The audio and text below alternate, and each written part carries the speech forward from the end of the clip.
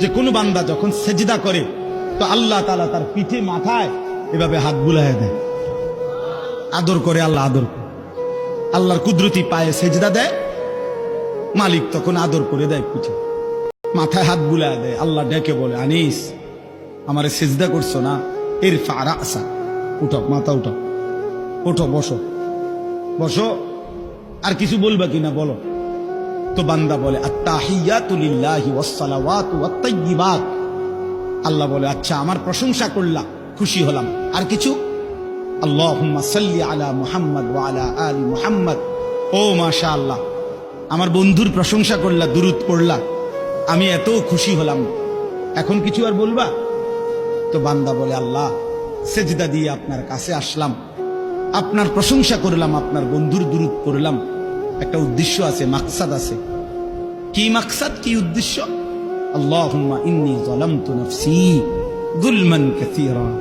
আয় মাওলা, আমি বড় নাফরমান মাওলা, আমার গুনাহ অনেক বেশি মাওলা, আর আমি জানি ওয়ালা ইয়াগফিরুয যুনুবা ইল্লা আনতা, আপনি ছাড়া আর মাফ করার কেউ নাই। এই জন্য আপনার এত কাছে আসলাম, আপনার স্পর্শ পেলাম, আপনার বড় আকরাব ঘনিষ্ঠ হলাম।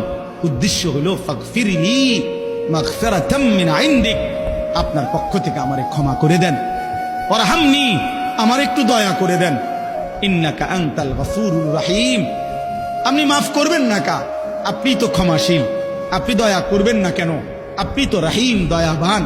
আল্লাহ বলে, কস কি রে বান্দা, এত আদর করে বললি মাফ না করি কেন? হ্যাঁ, কি কইছেন এখন? আল্লাহু আকবার।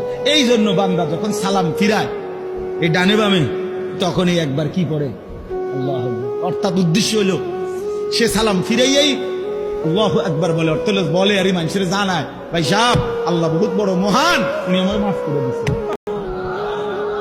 আল্লাহু আকবার।